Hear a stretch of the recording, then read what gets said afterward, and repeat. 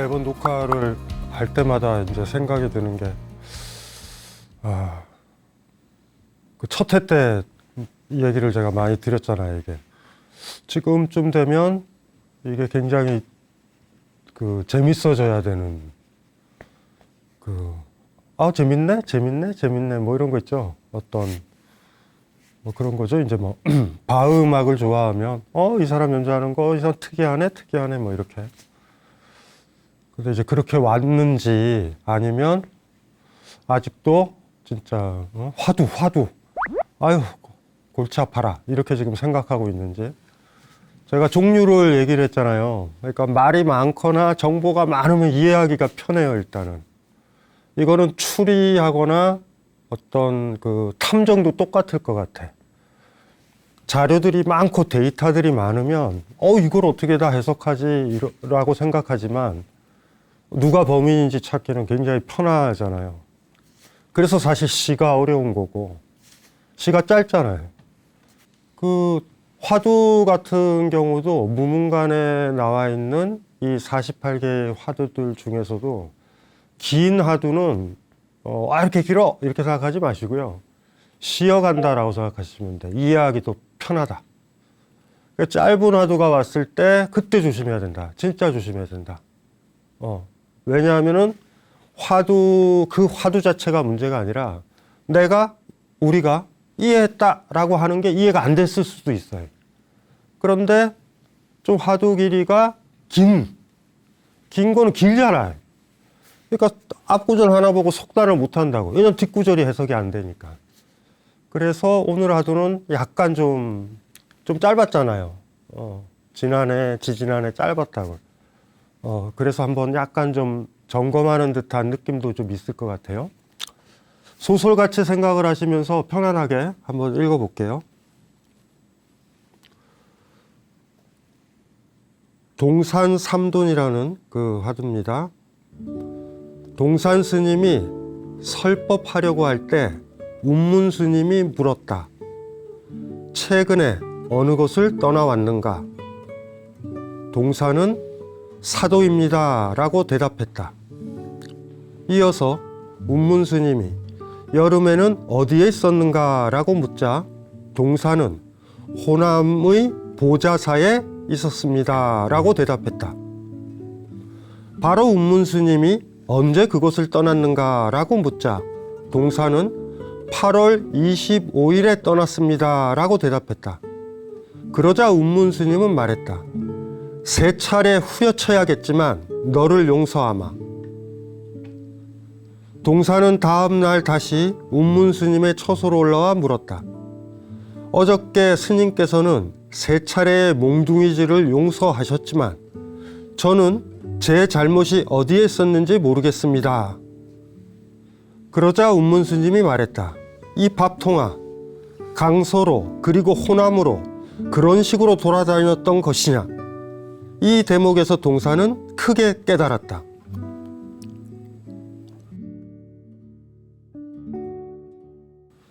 스토리는 뭐 대충 아시겠죠?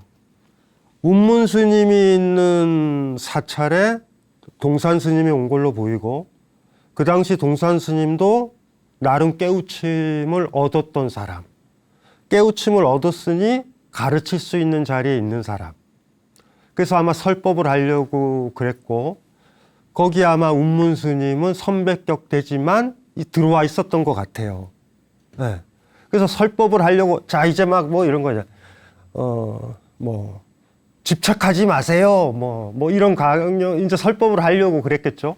막 입을 떼자마자 운문 스님이 물어보는 거예요. 최근에 어느 곳을 떠나왔는가? 그렇죠. 장소도 물었어요. 그러니까 사도라는 곳에서 왔다고 대답한 거예요. 이어서 여름에는 또 어디 있었냐고 물어본 거예요. 그랬더니 보자사라는 사찰에 머물러 있었다 얘기를 하고 그 대답했어요. 그 다음에 또 운문스님이 또 물어보는 거야. 언제 그곳을 떠났는가? 그럼 보자사는 언제 떠났는가? 그랬더니 8월 25일에 떠났습니다 라고 얘기한 거예요. 그랬더니 이거 보고 이제 운문스님이 화를 낸 거지. 사실 이거는 굉장히 요 스토리 안을 잘 생각을 해봐야 돼요. 굉장히 무례한 거이기도 해. 설법을 하고 있는데 말하자마자 운문 스님이 수업을 방해한 거야. 한마디로 말해서 이거는. 이 굉장히 복잡한 상황이에요, 사실은. 요 상황이. 그래서 이렇게 해가지고 세 차례 후려치겠다라고 하는 얘기는 주인이 아니니까, 노예 같으니까, 소 같으니까 내가 채찍으로 때려도 되는 거야. 내가 하대해도 되는 거야. 그리고 깨우치는 의미도 되죠. 이렇게 때린다라는 게. 때리고 싶지만 때리지는 않겠다. 설법을 했는지 모르겠어요, 나는. 설법도 불가능했을지도 몰라, 지금 이게. 설법하러 왔는데 운문 스님이 절해버리니 아마 그 여러 사람들도 있고 그 분위기가 다 깨져버렸죠. 그런데 동산 스님이 밤을 샌 거야. 도대체 내가 뭘 잘못했어? 어디에 있었는지, 언제 떠났는지, 뭐 이런 것들에 세 번 물었길래 대답을 다 했는데 어디가 내가 잘못했지? 밤을 샜는지 모른 거예요. 그러니까 이제 어떻게 된 거예요? 이제 그 처소에, 운문스님 처소에 왔잖아요. 그랬더니 운문스님의 대답이 이런 거죠. 야, 이 밥통아. 밥통은 뭔지 아시겠죠? 밥통은 밥이랑만 관련돼 있어. 그러니까 우리 인간 보고 밥통이라고 그러는 건 그냥 먹는 거예요. 그냥 먹는 존재야. 먹는 사람들 있죠, 그냥 먹는 사람들. 먹고 싸는 거 이외에 안 하는 사람들. 그러니까 생각이 없다라는 거죠. 야, 이 밥통아. 강서로 호남으로 그런 식으로 돌아다녔던 것이냐? 라고 딱 얘기를 하자 크게 깨달았다. 이게 이제 스토리예요. 뭐 어디서 깨달았는가? 도대체. 그런 식으로 돌아다녔다. 그런 식으로 돌아다녔니 너? 그렇게 돌아다닌 거야?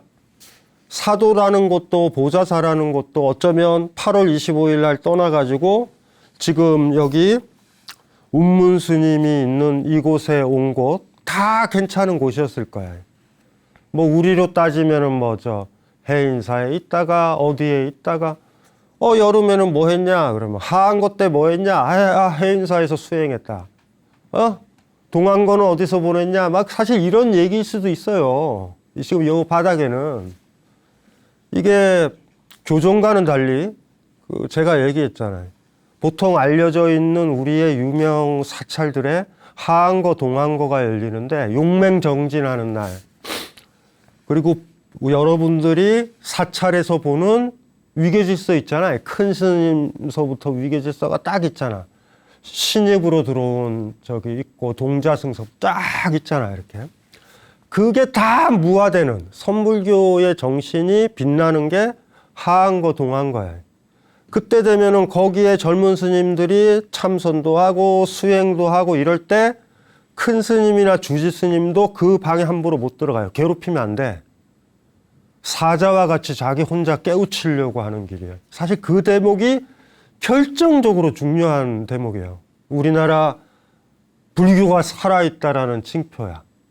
다른 부분에서는 교종처럼 건의질 수도 있고 나보다 더 스님 생활 오래 하면 존경하고 20년 가까이 되면 주지되고 하는 이런 어떤 직장 생활에서 하는 그 어떤 매너리즘들이 존재를 하지만 하한거, 동안거라는 그 용맹정진하는 그 기간에는 아무도 괴롭히지 못한다. 그리고 심지어 큰 사찰 같은 데서는 그런 스님들이 오기를 원해.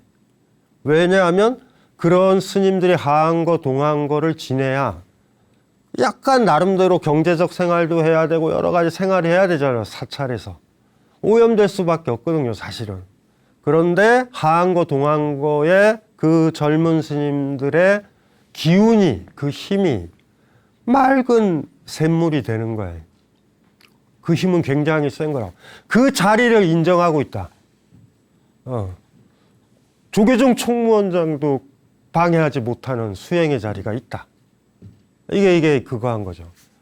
아마 동산 스님도 그리 했을 거야. 중국에서 꽤 유명한, 이 정도에서는 수행을 해야지. 나 해인사에서 동안거 지냈어. 네. 뭐 이런 수행의 이력이 있을 거 아니에요. 왜 그거 사실 자랑도 아니지만 나 1년간 안 누웠어. 장자불화했어. 장자불화가 이렇게 결과부작 깨고 눕지 않는 거야. 그 성철 스님 옛날에 있었을 때 그것 때문에 막 전설이 됐잖아요. 막 그런 거. 그런 것처럼 자랑할 건 아닌데 사실은. 갑자기 농담 삼아 그게 생각나네. 장자불화보다 더 힘든 게 와선, 누워서 하는 거. 누워서 참선하는 게 힘들다. 왜 힘든지 알죠? 누워서 잠 안 자는 게 제일 힘들거든. 이게. 갑자기 그게 와선 얘기가 떠올랐다. 예. 아마 그런 곳을 다녔을 거고, 진짜 유명한. 세속으로 얘기하면은, 나는 얼마 전에 어디 있었어? 고대에 있는 연구실에 있었어요. 얼마 전에는 연대에 있는 연구실에 있었어요. 얼마 전에는 서울대 연구실에 있었어요. 그러면 여름에는 어디 있었어? 카이스트 연구실에 있었어요. 지금 이런 얘기를 하는 거예요, 지금. 그러니까 여기 이러니까, 나 이런 사람이라고. 이렇게 얘기해서 떳떳한 거지. 거기 수행하기가 참 괜찮은 곳이라고 들었고, 하지만 들어가기가 만만치 않은 수행처인 줄 아는데, 거기까지 들어가서 칭찬받을 줄 알았을지도 몰라. 그런 배경들이 지금 있는 거예요. 지금 바닥에 조금 더 들어가 보면.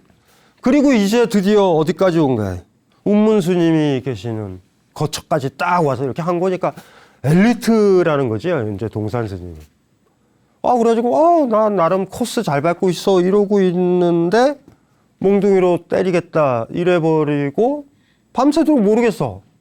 나는 웬만한 스님들이, 나 동산이야. 나 유명하게 지금 젊은 스님들 중에서 깨우쳤다라고 알려진 스님이야. 라는 자부심이 많았는데, 지금 운문 스님이 그걸 부정을 했잖아요. 3번, 몽둥이로. 그리고 밥통이라는 얘기를 들은 거야, 밥통. 야, 이 밥통아. 그러니까 밥만 축내는 거지. 속에 밥밖에 없어. 그러니까 밥통이죠. 그랬더니, 그래. 그런 식으로 그렇게 떠돌아다녔단 말이냐. 라고 얘기를 하는 거예요. 근데 그 얘기를 딱 들으니까 깨우쳤다. 이런 거죠. 어디서 깨우친 것 같으세요? 어디서? 이게 힘들어요. 이게 많이. 우리가 여기에서 오늘 조금 생각을 해봐야 될 게, 일단은 겉으로 봤을 때 뭐가 있냐면, 이 동산 스님이 많이 돌아다니잖아. 그래서 그거에 대한 얘기를 좀 하고 싶어요.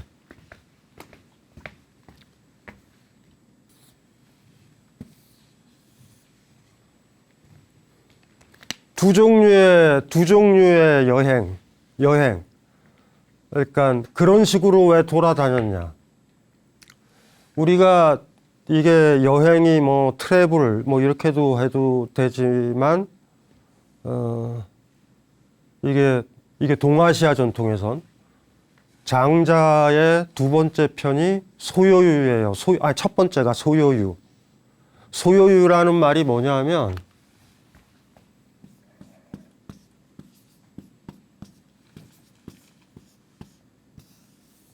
유자는 유람할 때 유자니까 여행이다. 이 소요라는 말은 뭐냐면 목적 없이 그냥 소요한다. 우리가 그 말도 여기 장자에서 온 말이야. 사실 이거랑도 관련이 많이 돼 있어요. 소요유. 장자라는 책의 첫 번째 편이 소요유라고. 여행은 뭐예요? 진부한 노래들 있잖아. 옛날 노래 중에 뭐 있어요? 인생은 나그네 길, 그런 거 있죠. 에? 하숙생이라는 노래일 거야, 그 노래가. 하숙한다. 그래서 인생을 여행의 비유를 많이 한다고요, 사실은. 그래서 소요유라는 거는 목적 없이 하는 여행을 얘기하는 거예요. 여행에 대해서 두 가지를 지금 고민을 우리가 오늘 해봐야 되는 거야. 왜냐하면 저거랑 관련이 돼 있으니까. 또 하나가 여행이라는 건 삶의 비유니까. 내가 지금 어떻게 살아가는가. 우리가 여행을 갈 때 어떻게 가죠? 다시 돌아오죠. 내가 이 집에 있고, 일하는 게 있고, 하던 일이 있고, 멈춘 다음에 어떻게 해요? 어떤 주어진 시간, 장소를 정해가지고 갔다가 그 시간이 끝나면 돌아오죠. 그래서 여행한 다음에 제가 극단적으로 두 가지를 얘기한 거예요. 이게 뭐냐면 출발지가 있고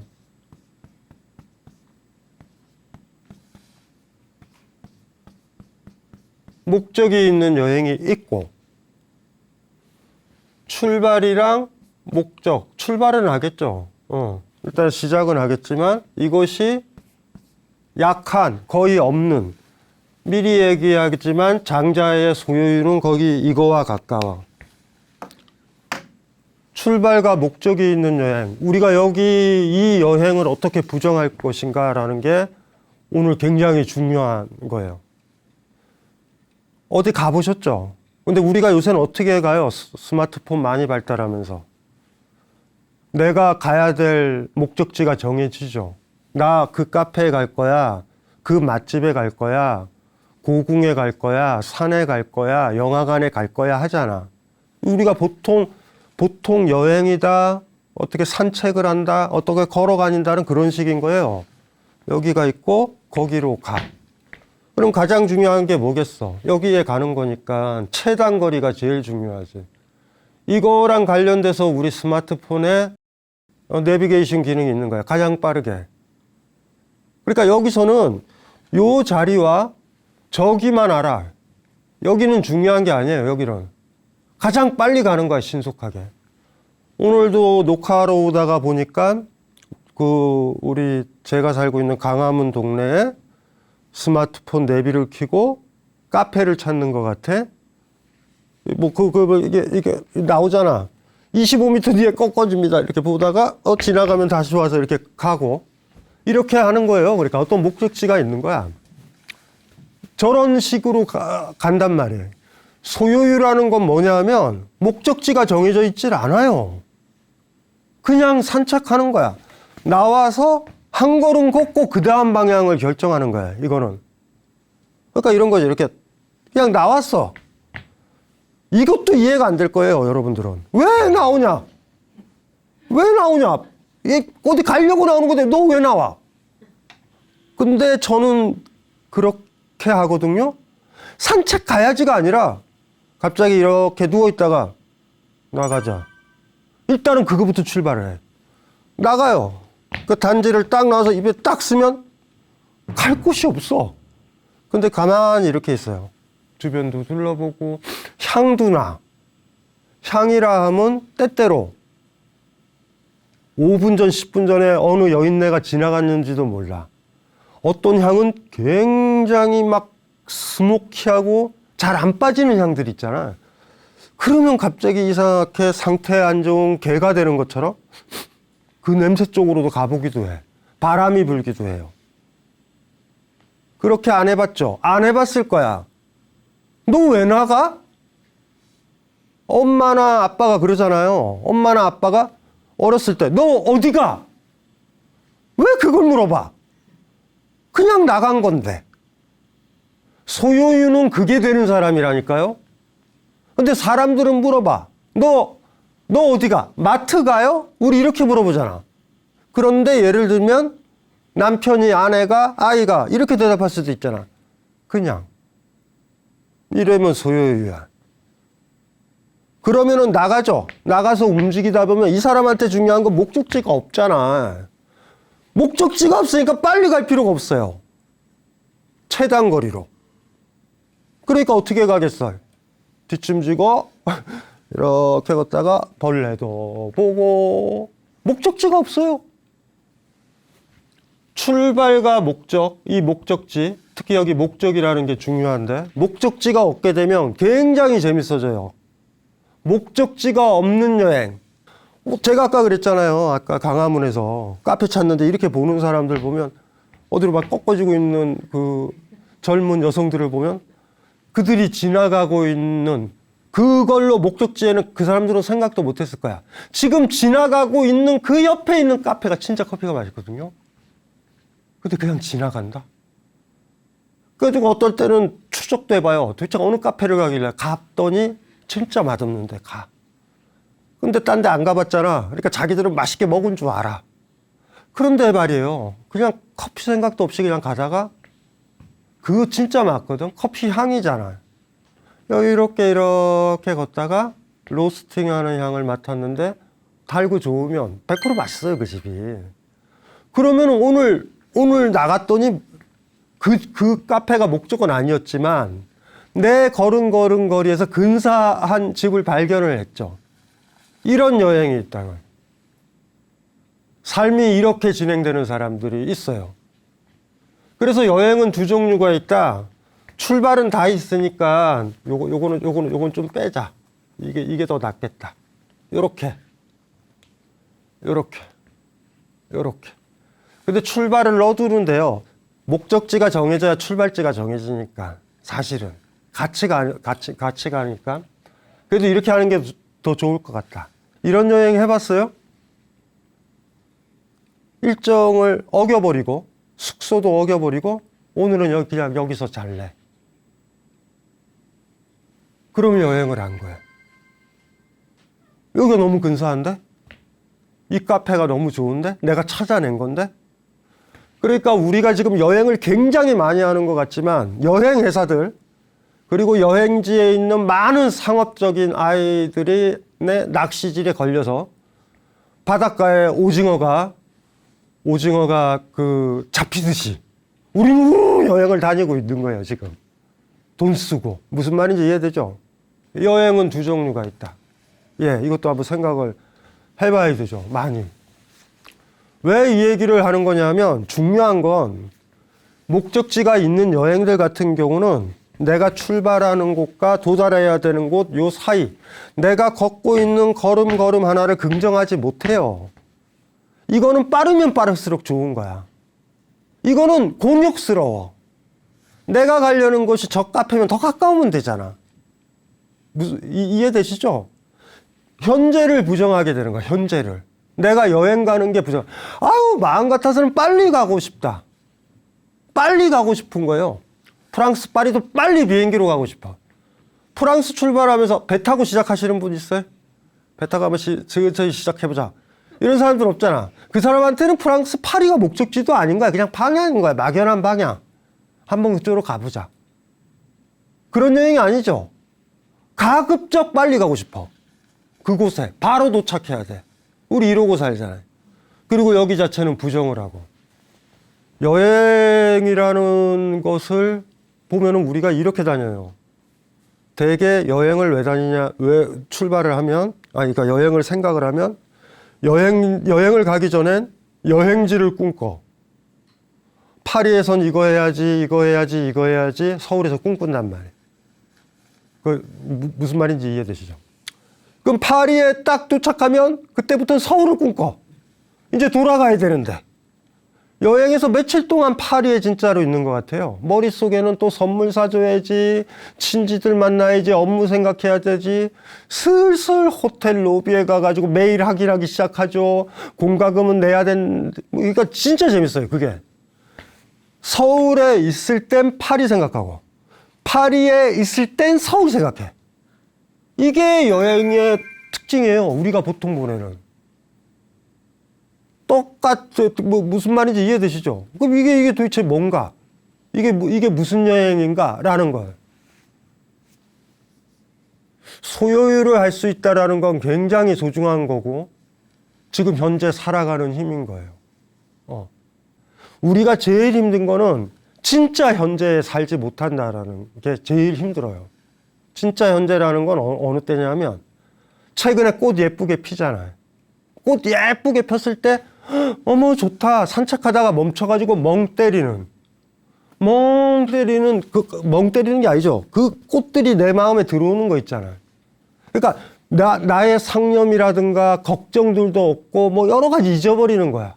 아까 집에서 다퉜던 것들, 내일 또 직장에 가야 되는 것들, 내일 일정 걱정들도 있는 상태에서 걷다가 내 의식 속에 갇혀 있다가 너무나 예쁜 벚꽃이나 그 꽃들이 그 생각을 다 밀어내는 거예요. 그럴 때 진짜 현재가 찾아온다. 지금 시간이 몇 시다, 지금 몇 시네, 이런 게 현재가 아니라 철학적으로 딱 얘기하면 현재는 내가 나한테 매몰되지 않게, 내가 내 생각에 갇혀 있지 않게.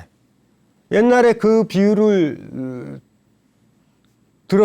드렸을 거예요. 영화가 근사하게 재밌으면, 영화에 몰입하게 되면 걱정이랑 미래에 대한 걱정이랑 과거에 대한 뭐 여러 가지 생각들이 지워지죠.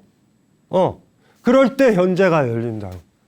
그래서 이렇게 정리를 해놔도 돼요. 시간도 아니고 내가 내 안에 머물지 않고 내 마음이 바깥으로 뻥 터져서 움직일 때, 그때 현재가 우리한테 있다. 그러니까 타자라고 얘기하자고요. 타자. 그러니까 내가 걸어가다가 벚꽃 있네 하고 식별하고 지나가는 거 말고요. 그럴 때는 이 타자는 아니에요. 그냥 풍경이야, 풍경. 무슨 말인지 알죠? 이렇게 집중할 필요도 없어. 그냥 배경인 거예요. 그런데 가다가 너무 예뻐. 내 몸을 끌어당겨요, 이렇게.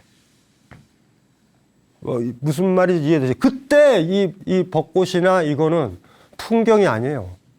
나를 유혹하는 대상이 된다고. 나의 발걸음을 멈추게 하고 내가 내 생각에만 매몰돼서는 안 되게 하는 것. 이거를 엄격하게 철학에서는 타자라고 얘기를 해요. 그것이. 그럴 때 현재가 열린다. 그러면 여행에서 아까 보세요. 목적이 있는 여행은 어떻게 돼요? 옆이 다 지나가는 그 목적, 파리서부터 여기 내가 지금 가고 있는 서울서부터 파리 사이에 요거는 다 뭐야? 풍경밖에 안 되잖아. 소요유를 해야 새소리도 듣고 까마귀도 보고, 이해되시죠? 새로운 카페도 찾고, 근사한 이 집 너무 맛있는 냄새 나네.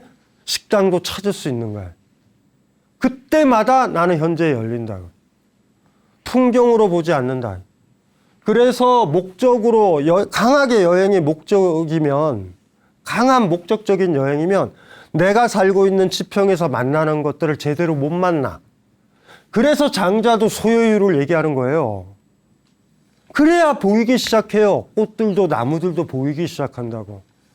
저 카페에만 가야 된다. 물론 옆에 지나가다가 작은 꽃들도 보이죠. 근데 풍경으로 보여. 다리 딱 구부리고 앉아서 아유 예쁘다. 이럴 때 있잖아. 아유 예쁘다 하면서 꽃잎 살짝 만져줄 때. 아니면은 그냥 저 카페 찾으러 갔을 때 여기 화단 있네 하고 지나가는 거랑은 다르다. 요거를 기억을 해놓으면 될 것 같아요. 그래서 여행에 대한 이 두 가지 이해가 인생에 대한 두 가지 이해이기도 하단 말이에요. 목적이 있는 여행, 미래를 더 생각하는 여행 같은 거예요. 목적이 없는 여행, 소요유는 현재에 집중되어 있는 여행이잖아. 미래에 대해서 걱정을 많이 하는 여행.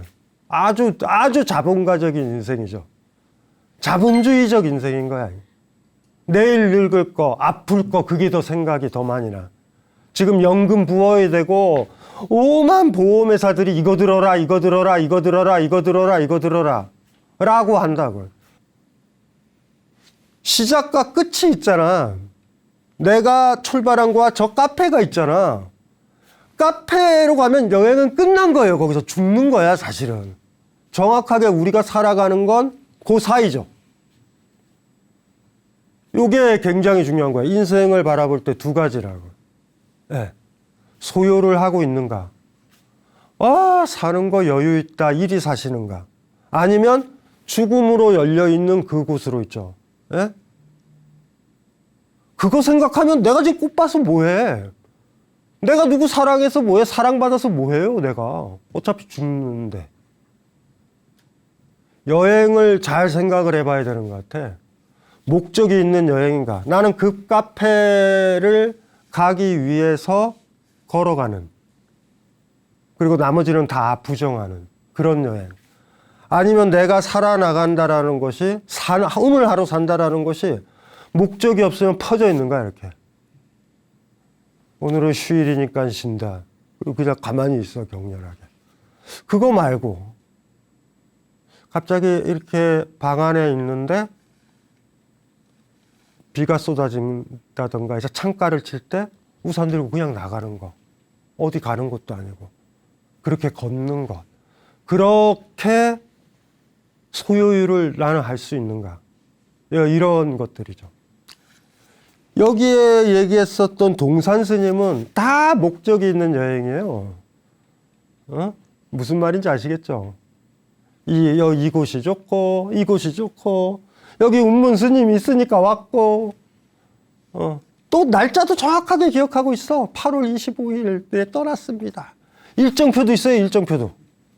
완전히 망친, 목적이 있는, 스케줄이 짜여져 있는 여행을 하고 있는 거야. 그러니까 물어보는 거죠. 운문 스님이. 네가 진짜 깨우친 놈이냐? 진짜? 너 목적 없는 여행을 하니? 목적 있는 여행들의 특징이 있죠. 제가 아까도 얘기했잖아. 우리 일상적인 사람들이 어떻게 살아가는지. 아, 일하기 힘들어. 여행 가야지, 어디로 여행 가야지 한 다음에 여행 계획 짜. 그래서 일하는 사이에서는 여행지 생각하고, 여행지 도착하면 또 어떻게 해요? 아유, 또 돌아가서 일해야 된다. 이렇게 됐잖아. 이해되죠? 그렇게 살잖아. 목적 있는 여행이 별게 아니에요. 너 요번 휴가 때 언제 가? 어디 가? 나 파리 가. 나 어디 가? 나 어디 가? 나 남해 가. 나 어디 가? 나 템플스테이에서 머물 거야. 뭐 이렇게 있잖아. 다들 그러잖아. 그리고 어떻게 돼요? 다시 돌아오지. 돌아오면 또 여행지 또 꿈꿔.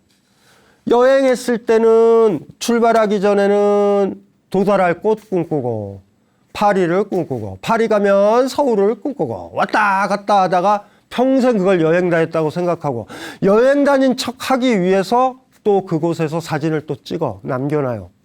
딱딱딱딱딱. 스케줄을 짜고. 정확한 특징인 거예요. 그게. 불교에서 윤회라는 말 들어봤어요? 윤회? 윤회? 뭐 말 그대로는 이렇게 도는 거잖아, 삶이. 윤회의 삶. 목적 있는 여행이 윤회의 삶 같지 않아요? 우리의 일반적인 여행이? 거대한 윤회 같지 않아? 갔다가 돌아오고, 갔다가 돌아오고, 돈 썼으니까 또 돈 벌어야 되네? 또 해서 돌아오고. 소요유는 윤회에서 벗어난 걸 상징하는 여행으로 보인단 말이에요. 네. 그래서 이 두 가지를 좀 고민을 해보면 될 것 같아요. 여기서 그래서 이 동산 삼돈에서 운문스님이 얘기를 했잖아. 3차례 너를 치겠다라고 얘기하는 게 네가 깨우침을 얻은 사람인가? 이런 거를 던지는 거야. 네가 하는 여행은 이쪽 여행이다. 소유에 가까운 게 아니다. 자유로운 여행이 아니다. 이거 한번 볼게요.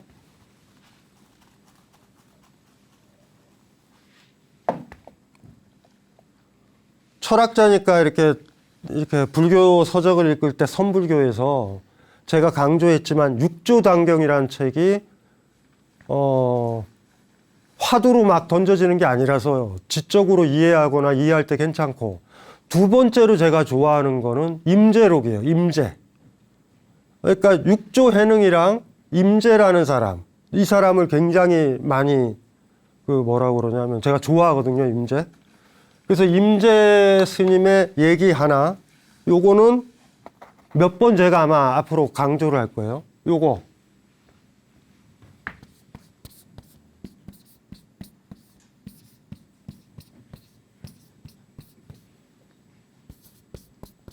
요것만 보면은 돼요.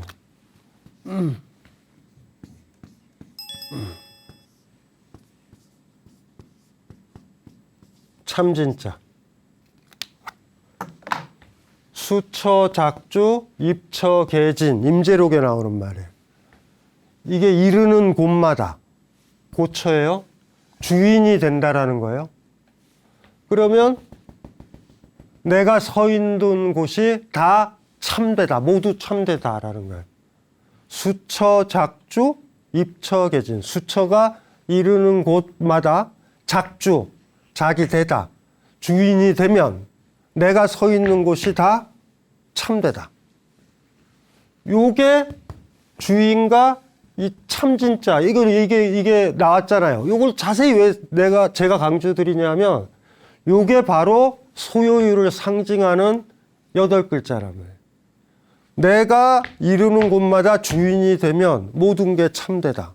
거꾸로도 얘기할 수도 있다. 내가 딱 가서 참된 게 별게 아니잖아요. 여기 개나리가 이쁘게 피고 벚꽃이 이쁘게 피면 그게 내 눈에 들어오는 게 진짜잖아. 그러면 그렇게 되려면 나는 주인이 되어 있어야 돼요. 내가 서 있는 곳에 주인이 돼야 된다고. 그래야지 앞에 있는 풍경도 보여. 내가 내 삶의 주인이 아니고, 그러니까 정확하게 그런 거죠. 목적이 없어야 된단 말이야. 나 빨리 가서 저거 사야 돼 하면은 내가 주인이라기보다 그쪽에 가서 도달해야 될 그곳이 진짜 주인이에요. 나는 빨리 가야 되는 거야. 그런데 내가 있는 곳에서 내가 주인이야, 그냥. 서울에 있었을 때는 파리가 나를 끌어당기는 주인이 되고, 파리에 또 도착을 하게 되면 어떻게 돼요? 서울이 나를 끌어당겨. 돌아가서 뭐 하지? 파리에 있으면 난 파리에 그냥 있어야지 파리가 보이죠. 서울에 있으면 서울에 있어야지 서울이 보이지. 근사한 꽃밭에서 내가 그 자리에 있어야지 주인으로 있어야지 꽃밭이 보이지.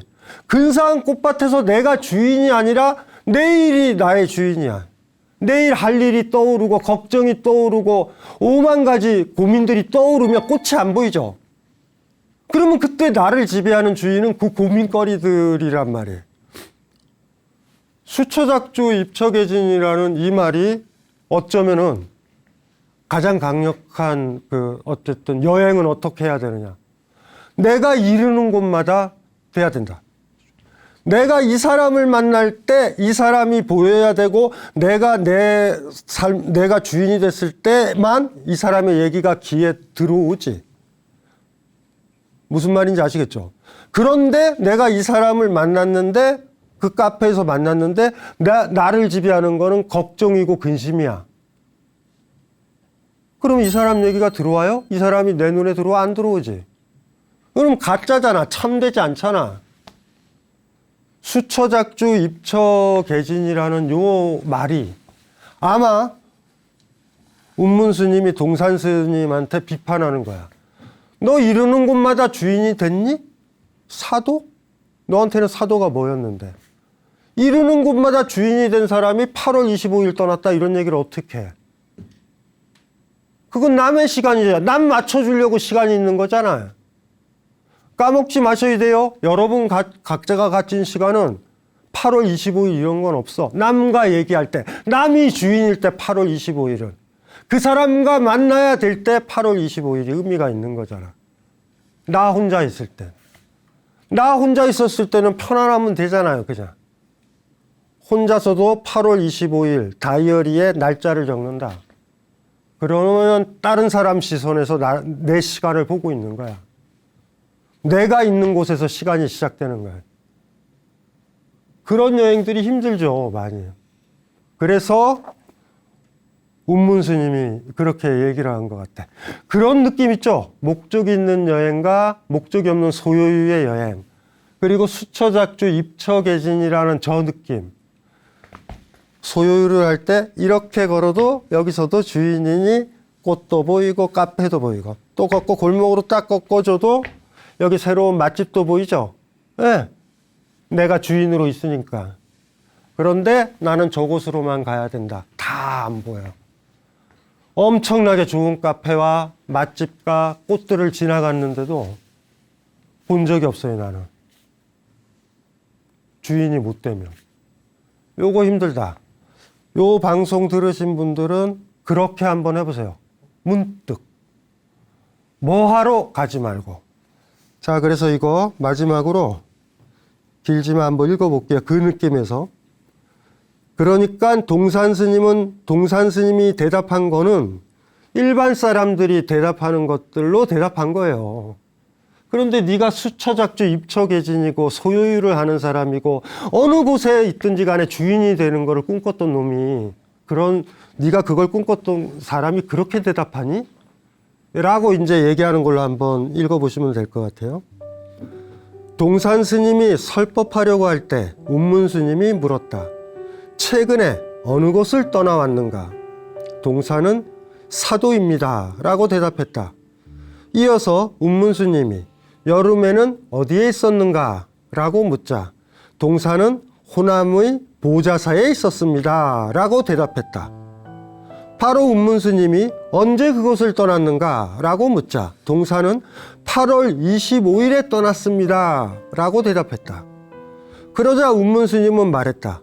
3차례 후려쳐야겠지만 너를 용서하마. 동사는 다음 날 다시 운문스님의 처소로 올라와 물었다. 어저께 스님께서는 3차례의 몽둥이질을 용서하셨지만 저는 제 잘못이 어디에 있었는지 모르겠습니다. 그러자 운문스님이 말했다. 이 밥통아, 강서로 그리고 호남으로 그런 식으로 돌아다녔던 것이냐? 이 대목에서 동사는 크게 깨달았다. 다람쥐도 봤고요. 귀여운 멧돼지 새끼도 봤어요. 근사한 계곡도 봤고요. 아, 예뻤다. 이렇게 대답했으면 좋았을 텐데. 그것만 보였으면 맞으려고 그러지 않았을 텐데. 스케줄에 끌려다니는 사람. 다음 하한 거, 동한 거는 여기서 해야지 이러고 있는 사람. 근데 설법을 한다고 그러니까. 네. 한번 생각을 많이 해봤으면 좋겠어요. 여행이라는 거 삶에 비유된다면 목적을 가진 여행들은 대개 삶 하루하루의 현실을 허비하는 윤회. 예? 프랑스 갔다 다시 왔다 왔다 갔다 왔다 갔다 매번 내가 걸을 때마다 새로운 세계가 펼쳐지는 삶도 있다. 여행도 있다. 그런 느낌으로 해서 요걸 좀 본다면 요 화두는 그렇게 어렵지 않게 어떤 여행을 하면서 살아야 될까? 내 삶은 어떤 여행과 같아야 될까? 라고 고민할 수 있을 것 같아요. 예, 이걸로 마치겠습니다.